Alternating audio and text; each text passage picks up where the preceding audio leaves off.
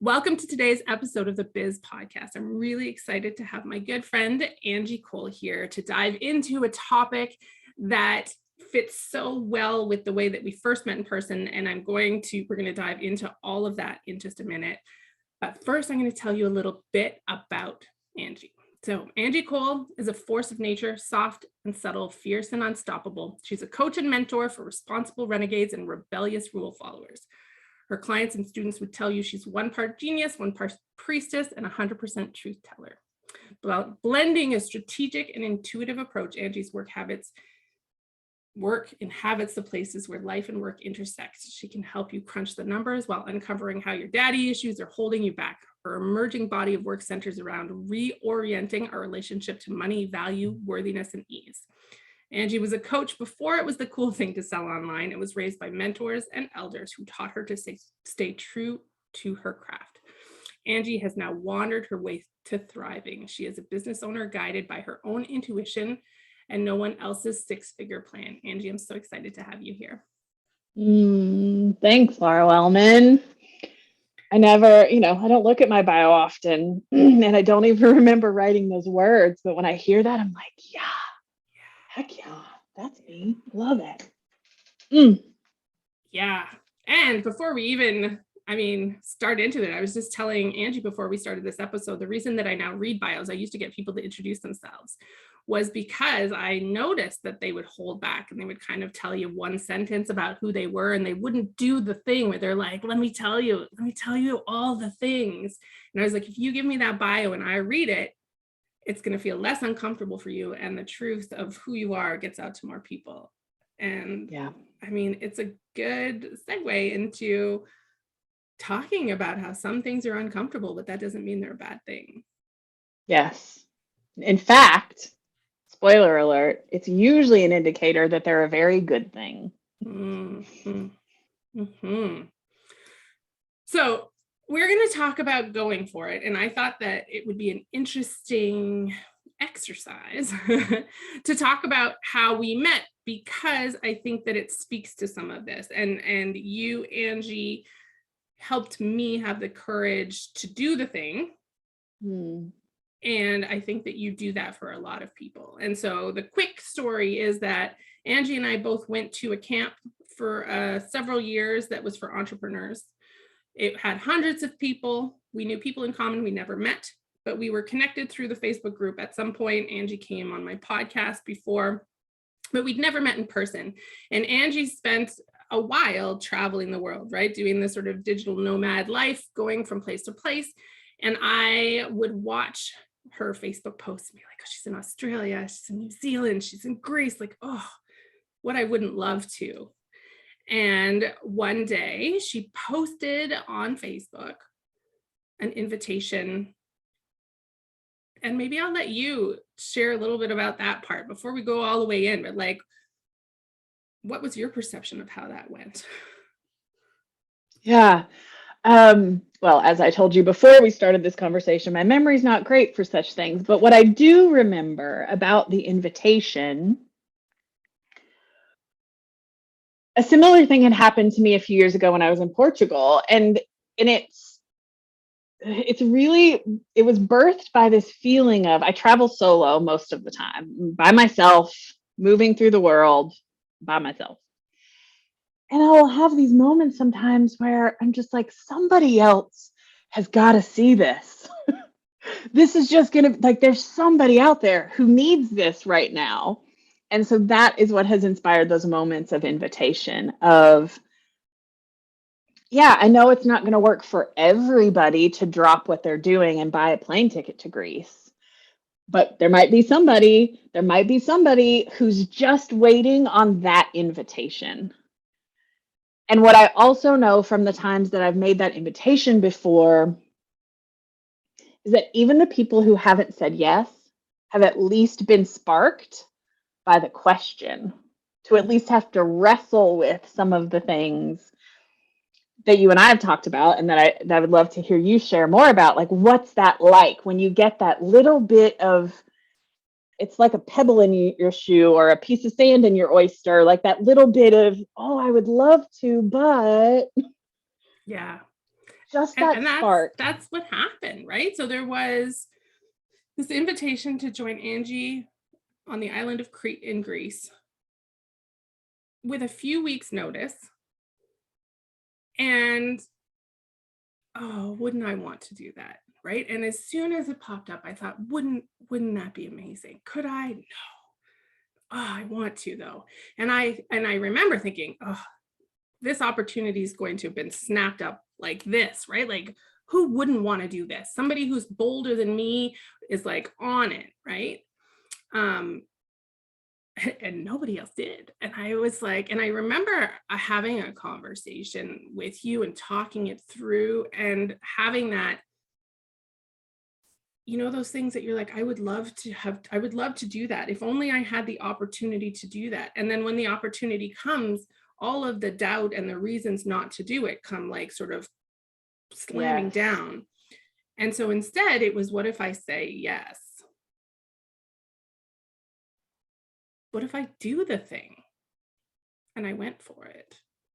Yeah. And I'm so glad that I did. And I think that that's, this conversation that we can keep going through is the going for it, right? Like there are those times when we talk ourselves out of doing the things we want to, like all the doubts and the rules and that, a responsible parent wouldn't, leave their family for a week on a couple weeks notice and go on a trip with that, whatever. Yes. And it's not true. Although, I mean, there were certain things that ended up being tough for my family. The timing of this trip, everybody, was that I arrived home on March 9th, 2020, and then had to cancel the family vacation that was supposed to happen later. So my entire family was like, why did you get to go on a trip and we did not? I was like, I'm sorry, I did not know that we were about to pandemic for years. Yeah. Yeah. Two things you said in that part of the story really stood out to me. One is, well, I'll start with this one because I've seen this over and over again now as I've been traveling for years at this point. We have these secret desires. You have that, I would love to go to Greece. I would love to just buy a plane ticket spontaneously and go somewhere beautiful and warm. I would love to do that. And that's the theoretical desire. And then something very different happens when the universe, a human, whatever cooperative elements in your life show up to say, here you go. Here's that thing you said you wanted. Mm-hmm. The gap between the theoretical desire or opportunity and the reality of the desire and the opportunity are really different and really important, because I watched people do that a lot over these years. Because there were many times I made invitations, not just on Facebook, but just in life. I was talking to a friend once when I was in Colorado, and she was like, I would just love to do this. I would love to be able to travel. There's this event I really want to go to, my high school reunion. And I was like, great, I'll buy you a plane ticket and I'll come take care of your dog. That was it. Because those were her arguments, was I don't have the money and I don't have anything to do with my dog. And I said, cool, I do have the money. I'll buy you a plane ticket. I'll come and take care of your dog and you can go to your reunion. Oh, I just couldn't. And so even when we worked through the reality of what she was telling herself was in the way, there was something else. She still was not willing to do it. And so the space between that question you asked of, could I do it? No, I couldn't. That space between, and we can talk more about that. Like, what can you do to give yourself, like, what happens in that space? And how do you make it less automatic, less habitual? If you're right now in the habit of, I'd love to do that. Could I do that? No, I couldn't. Questioning the assumption. I'm doing this a lot in my life right now. The things that I'm telling myself are the reasons that I can't do the next thing. Now I know to really stop and take a hard look at those. Are you sure about that? Tell me more. Let's really look at the facts. Tell me why you can't do that thing. It's money. I don't have enough money. Are you sure? Let's really take a look at that. Like, make the case. Tell me why. Let's really look at the numbers. And over again. Then those, as soon as I like really look at them, they kind of poof. Or if it is really a limiting, like an external limitation, okay, well, you can't do the whole thing, but what part of it could you do? You can't go right now. Could you save up for 2 weeks and then do the thing? So that space between where we question our habitual no is really where the power is. Yeah, and if we questioned it and ultimately the answer is actually I don't really want to do it. I like the idea sounded really great, but the actually doing it was more like I liked saying that I would love to do it, but like I don't really like leaving, right? I don't really like doing Yes. this or that. That's okay Yes. too. It's important. Yeah. Yeah, because sometimes we might have an idea. Thanks to thanks to digital marketing, we're walking around with all kinds of ideas about who we think we might want to be maybe someday. But do you really want to do the thing, or do you just want to, or do you think it might feel good to be the person who does that thing? Hmm. Yeah.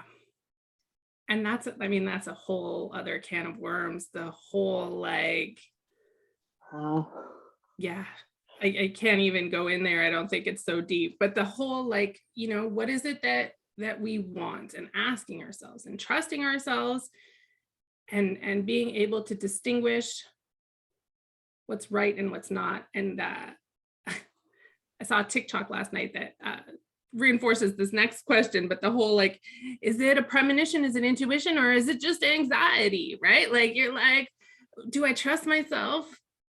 I can't do it. Do I know that that's because I like have a feeling it's a bad thing, or is it anxiety? How do you trust yourself to mm, do things? mhm. And how do you believe in yourself? And the trip that I took had a lot of edges, right? Like there were a lot of things. I'd never met you in person. I had to do it on the fly, right? Like I made a decision last minute, which may have actually helped, to be honest. Um, there were little things like I rented a car and drove in a foreign country for the first time. There were times when you were working, so I went out and explored by myself and figured out what I was going to do. Like a lot of the times I'm in groups, I let other people I'm like, yeah, I'm good with going with the flow. I'll do what you want to do. I was like, no, no, no, I can come with my plan. I can go out and do this on my own and be just fine. And it was a really good growth experience for me. For me, every time I push into discomfort, I know it's for growth, and I'm proud of myself for doing it. Yeah. Yeah. And it didn't mean that you had to become a digital nomad and leave your family and like begin that life. It didn't have to mean that. It wasn't zero, like all or nothing, Mm-mm. but you got something you needed, you really needed and were craving at a deep level by moving into those edges and moving beyond your certainty. Yeah. And I guess I got to try it too, right? That was part of it. Like I never wanted to be a digital nomad, but the idea of being able to travel more and work from where I am without it being like I'm always on vacation, I got to give it a try. And now I know even the things that stress me out about it versus the things that don't. Like I need really reliable internet, otherwise I get anxious. And not every country has really reliable internet. I know that from having conversations with people who are digital nomads. Yeah. Yeah. And what else did you get? Like, how did those ripples then continue in your life that weren't just about coming to Greece, but what happened after that? What did you notice? Mm. That's a tough one because I came home to the start of the Mm, pandemic. I remember true. thinking like this is going to ripple into everything. And then, I mean, the world came to a halt. And so I rippled into a whole bunch of other things that I had not planned to. But I think I think it's knowing that trusting yourself and being willing to go for the big thing, even when other people don't agree with it, isn't always a bad thing. And I've done that definitely many times in my life where I'm like, I'm going to do this thing. And I think even though in some ways I'm a rule follower. I don't like rules, but I follow other people's rules because I'm a people pleaser. The and I think the ADHD plays in here too, because I have a complete inability to put up with something I hate. Right. So I've done things like quit jobs and people like, you have no backup plan. I was like, it'll be fine. And it is. Yep. Um, and again, like to do a thing that other people wouldn't necessarily think was okay. And it's still fine, right? Like I trust myself to do these things. I trust that I can keep growing and keep exploring and having experiences. And it's funny because I don't even think of myself as kind of a bold person who does things other people don't. I really don't. The view that I have of myself, and I think the view that other people sometimes have of me can be quite different. But I also think that it's exciting to do those things and to show other people they can do them too. Yeah. I think it's interesting that you talked about going right into the pandemic, and I wonder because I'm seeing this all around me. I think it's something I'm feeling called to talk about more, which is we really are now collectively, no matter where you were on the spectrum of like shelter in place or go to concerts or like wherever you were in that spectrum, I think there's an undeniable shift that's happening right now where we're all feeling the question of, well, what now? Like we finally entered this place where it's a long enough time. I think we're all pretty clear, whether we're conscious of it or not, that like something's got to change. I've got to start to reboot something somewhere in some kind of way. And for me, that is around some more travel again. But it's bringing up a whole new level of questions. And what are the rules? And which rules, meaning like just rules of reality of like supply chain issues and the lack of rental car availability. Like those are technically rules, meaning like those are boundaries that exist in the world, but how much am I going to let those influence my choices? How much am I going to be subject to some of those things? And what and I was really thinking about this as you were talking about like, oh, I got this thing and I thought it was going to ripple. But even now, is there something from that experience that you can use as you're trying to have courage of coming back out? Like that's what I'm drawing on is I'm trying to come back out. I'm trying to like stick my head up out of the hole a little bit and look around. And I haven't touched that adventurous place in so long that I'm having to really go back and ask myself, like, what did you learn? What did you know about yourself then? What do you remember about that person that you were, that you still are, but you just haven't felt in a long time? So yeah, it just made me wonder about that. And if there's anything from that experience that you might be able to ripple now. Yeah. I mean, I think it's just a lot of it changed how I feel confidence wise. So the ripple is there for sure, no matter what. But Right. this all brings me back to when I was in Greece with you and a lot of the conversations we had around one of your favorite words, which is wandering, right? And how you wander the world and you trust yourself to sort of meander through cities and find what's meant to be and just go with the flow, and how amazing that is. But how we then can do the same thing in our neighborhood. We can do the same thing in our city. We can do the same thing within our business. We can do it in all the places. It doesn't have to be going to Greece or New Zealand or any of the big places, that you Yeah. can go for the little changes and the what if I did this idea, even if it's like, what if I went on Facebook Live for the first time, even if I don't know if I'm going to be any good at it?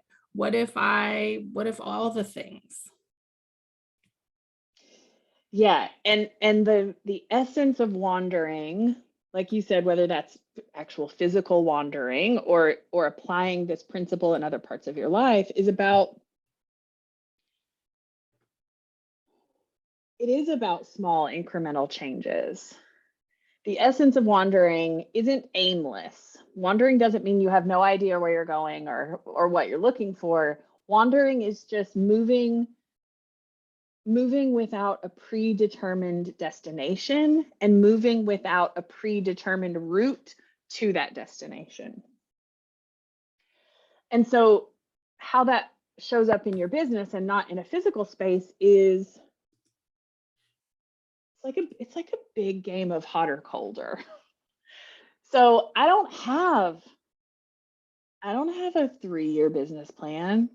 I don't even have conventional goals for my business or my life. I don't even have a to-do list at this point. And that's because I have this bigger aim, which helps keep me on track. So for describing that here, like my aim is to have a coaching practice that's simple for me, that is exciting and beneficial to my clients, that feels the way I want it to feel in my life. So if that's my aim, I don't need any goals around that. I don't need to know exactly what that's going to look like. But as I've moved through the last several years, there have been times where I felt off track for that aim, meaning something in my business started to not feel great. I started to feel a little bored, or I started to feel a little annoyed, or I started to feel I didn't need a goal to tell me that. I just needed to be paying attention to, if my aim is feeling this way in my business and I'm outside of that, what needs to change? What needs refinement? What am I tolerating that I need to let go of? What am I saying yes to that I need to say no to? And all of those kinds of things. So that's how wandering works. So that if I'm listening to those things, my destination is inevitable. I don't have to worry about it. I don't have to worry that I'm going to end up somewhere I don't want to be. Yeah. And I mean, I tend to have goals, but my goals always, the way that I define goals and the way that I work with people to have goals is that they must be meaningful, right? So a goal, like it's not like I need to make this many dollars, and I need to redo my website. It's all very much like, what is the meaningful goal that you want, and flexible actions to get there, right? Like as soon as it doesn't feel good, Yeah. that's when I'm like, we don't keep doing the stuff that feels terrible. It's not just do it anyway. Just keep going. Like and the wandering can apply there, I think, right? If this isn't working, what do we want to try next? What do we want to try after that? What if we do this? All right, do you want to try podcasts? Do you want to try this? If that feels terrible, is it a thing you want to do anyway? So that's like that discomfort, right? So we talk about me coming to Greece. We do another one I talk about a lot that's like that is when I did the stand-up comedy class. It kind of had moments of really terrible, but I knew that would happen. And I accepted that that was part of the process that I was willing to go through to get to the goal. If it felt terrible all the time, if everything about it sent me into panic and sent my, nervous system like out of control and I was miserable the whole time, like don't do it anymore. Yeah. And I think that is connected to the energy of go for it. Going for it is moving through the threshold of resistance and hesitation. And really it's a commitment to feeling good, because when you're wandering and you're in this movement of refinement of, oh no, it doesn't feel if I go further that way, or I'm headed in a direction that's not feeling good. You have to be willing to go for it in order to change that trajectory. You have to be willing to move through the thing that doesn't feel certain or guaranteed. You didn't know how Greece was going to turn out. You didn't know if you were really going to like me after all. You didn't know if you were going to like Greece or where we were or anything that the food. You didn't know. But you were willing to take a chance based on your best hunch, based on your curiosity. That to me is usually an indicator that it's time to go for it. Is if I have some version of, I can't not know what that's like. I have to know what that would be like. That to me, I've learned is a strong indicator of it's a go for it moment. Of my curiosity is just like 10 out of 10. Yeah. I mean, I think that's a great example of a thing that I knew I wanted to do, but my logic brain was trying to talk me out of, right? Yep. Being curious, going for it, not like the whole people stay with the status quo. That's not great because it feels easier than doing something different because you know it's going to be scary for a bit. But going for it and knowing that it's okay to not like it. It's okay to say, I did it once, I don't want to do it again. It's okay to say, I didn't do well at that. And it doesn't mean I'm a failure. It just means that that's not the way I want to go. Yeah. And what do you, from your examples of going for it, what do you think, like, what's the benefit still, even if you don't like the thing? So if the result isn't the benefit in situations like that, what's still the case for doing it and giving it a try, even if you might not like it? Exploring things, letting yourself have different experiences, letting yourself not stop yourself in case it's not good. I just bought this. I just bought this sticker. It stuck it on my computer here. What if it all works out, right? Like that whole, right? I know I have a lot of anxious people in my life, right? Anything where like, what if we do this? What if it's bad? What if it's scary? What if I don't like it? What if? Yes, but what if it's amazing? Right. And you're not going to know. You're not going to know. You're not going to know. And I think what you get from going for it, even if the result isn't what, like the end result isn't what you thought or hoped or maybe even wanted, is every time we do that, we trust ourselves a little bit more to do it the next time. And we trust ourselves a little bit more to try a thing that's uncertain and to be okay with the outcome. And that just opens up so many possibilities. Then you've just got limitless options. If you build the muscle and build the practice of, I'm going to take a chance, I'm going to try this thing, even though I'm not sure how it's going to turn out, I know that I can trust myself to do that. And I know that I can trust myself to then ride the wave of whatever happens on the other side. And there's an amount of pride that I get in myself for doing a thing that was uncomfortable, that even if I don't ever want to do it again. So again, the stand-up comedy, so many people were like, so are you going to keep doing stand-up comedy? I was like, no, I don't think so. I'm done. Like, I wanted to do it. I did it. People thought I was funny, which is nice. But I don't think I want to keep doing it. Like, I have no desire to go to clubs, comedy clubs, and be around people that much. Like, I don't even want to do that. I wanted to do the thing. I did the thing. I'm really proud of myself for doing the thing. I've got a video I can share with people. I'm like, look, I did a thing. Look at me. But I'm not interested in continuing that particular thing. And that doesn't mean that it was a bad thing to do. No, and it totally changes why we go for it, when we go for it, how we go for it. Because the achievement there is the going for it. It's not your new career as a stand-up comic. Exactly. It lowers the stakes for going for it. Yeah.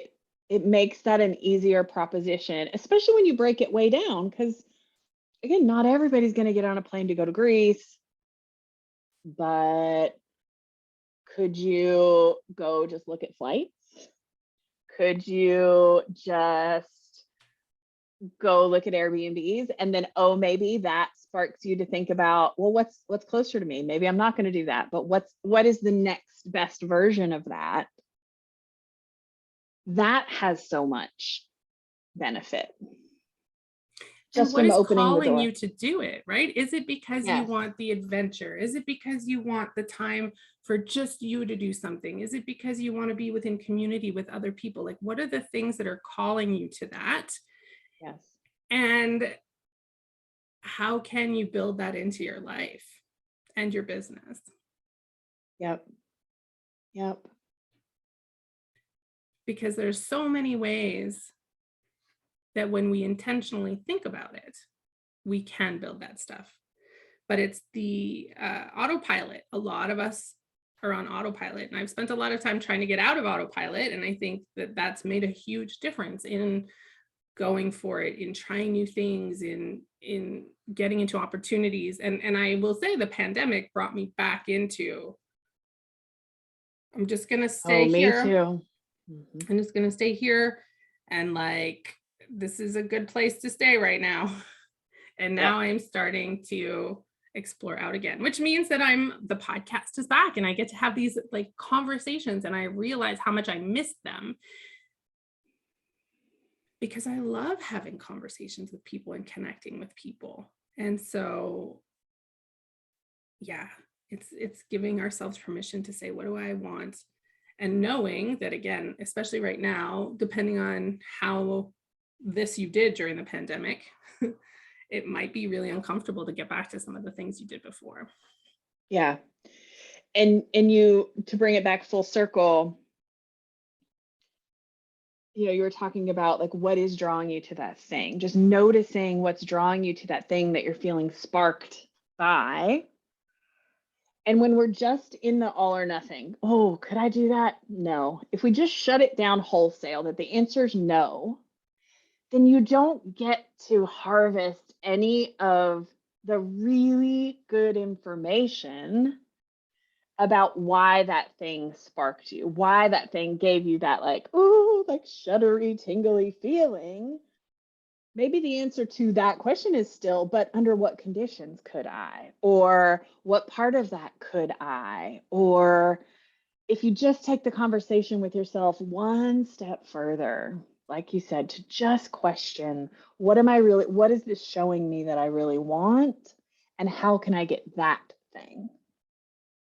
Then there are limitless possibilities. Literally, I don't care who you are. I don't care where you're sitting right now. The answer to that question of what do I really want, that thing is showing me, is 100% available to you. And it is absolutely worth the effort and the courage to find the places to create more of it. That is how I've created the life I had. I started with things that are this big. And if you're listening and you can't see my fingers, they're really close together, making a very small, they were very tiny. They weren't huge. They were just really small things that got me a little bit more of it, just a little bit more of it. I didn't just sell everything and get on a plane to Singapore. That didn't happen. I started with some consulting work I was doing. I got to go stay in a hotel in New Hampshire somewhere. Like, it started with these really tiny things because the things I was noticing that were sparking me were, I like to be in different places with novelty and, things that are unfamiliar. And a hotel in New Hampshire at the time was that. I got to go try that on. Yeah. And I think this isn't about being somebody you're not, or trying to, embody being these people that you think, oh, I could never do that. And I don't really want to. You know what I never want to do? I never want to bungee jump. I never want to ride a motorcycle. I hate it. Never. I try not to say never, because also I have seen how much I have changed as a person in the last 10, 20 years. And there are all of the things, including doing something like this podcast, or something that 20 years ago I would have said I never would do. So acknowledging that, and also knowing that there are certain things you never want to do, and knowing that things get easier. I used to well, even just my podcast, I had somebody when I relaunched it say, I went back to the beginning. I was like, way to the beginning. I was like, I would write a script and read it. She's like, yes, I could tell. Right. and then and then you went, sort of, I'm going to talk off the cuff, and what do you think? And everybody was like, this is better. And it was better because it sounded scripted, but it's okay. Like, you have to start somewhere, and you have to start trying things, and it's okay if you're not good at them right away, and it's okay if you don't like it, and it's okay if you don't want to do what other people do too. Yeah. And I think that part is so important, is normalizing. It is worth the effort to do the small thing. We can get really intoxicated and seduced by the big thing and the big idea and the bit, like the fullest 100% Disney production version of the thing, and then kind of dismiss, well, if I can't do that, if I can't do the full scale production version of the thing, why would it be interesting or worthwhile or even satisfying to do the backyard production of the thing? And I'm here to tell you, it is absolutely not just okay, it's important. If you really have that longing for the full version of the thing, it's usually not possible, and almost always not advisable, to go straight from where you are to the full thing. Yes. It's not better. It's not even better to do it. Yeah. I wrote a blog post not long ago about comfort zone, and then there's the growth zone, and then there's the panic zone. And if you go too far too fast because you want to do the big thing and do it and be like, and you hit the panic zone, then you crash, and you're like, I knew this would be terrible, and I knew I couldn't do it. And it's like, it's not good. Versus like letting yourself get out of your comfort zone in a way that lets you grow and not panic and freak out and like never try again. Yes. The other important thing is, if you go from 0 to full production, you're expending a lot of energy and resources based on a theory of a thing you think you're going to like. If you start with just the taste test version, then it's highly efficient. Then you get to go, oh, I did like this little bit. I like this flavor and I like that flavor. I didn't like that flavor. So my next bigger expanded version, I'm going to keep the parts I really liked. I'm going to refine and edit out the parts I didn't like, and so on and so on. But if I had just gone from living in a house with 2 bedrooms and a couch and a hot tub to I live in a carry-on and I'm in Singapore, I might have not liked it. I might have put myself in a precarious situation to end up somewhere through a lot of effort and courage to not like it. But because I built it bit by bit, and I expanded and expanded and expanded, I ended up with precision. I ended up with exactly the life and business I wanted, because I shaped it in stages over time. I feel like that kind of wraps up the conversation in the most beautiful way, because going for it, right? I think so many of us think it is like that. You're going to take out $1 million loan and buy a building and build the thing and hire all the people, and you like, go for it. And it doesn't need to be this humongous thing. It's letting yourself experience and try things and ask yourself what you want, and testing things out and trusting yourself in all the different ways. Yep. Yeah. Boldness doesn't mean bigness. Mm-hmm. It doesn't have to be big. And sometimes it's not wise. I was just talking to someone the other day who's telling me about this brand new product he's launching, brand new to his business, something he's never sold before. And he was telling me about the $30,000 he was going to pay for a website, and the $20,000 he was going to pay for new pictures, and the $50,000 I was like, you don't know anything about this. You don't know that this is going to work. You don't know how this is going to go. What if you started with this big thing? What if you just, going for it doesn't mean like banking your life on everything to do the big bold thing. That is not what it means. And we get to explore what it means to us. it's like so many things, right? It's not black or white. There's nuance and there's personal best practices. Mm-hmm. Mm-hmm. And more than anything, I think for me, that message, and then I'll get your final thoughts, is what other people want, what other people are doing, what other people are going for does not need to be what you're going for. But if you don't stop and ask yourself what you want to go for, if you don't stop and say, is this working for me? Just like I see so many business owners who are so on autopilot with their business. I'm like, do you even like what you do anymore? Or do you need to stop and evaluate that? Checking in with ourselves, ask, and not just basing decisions on what we think we should do is huge. Yes. Yes. I want to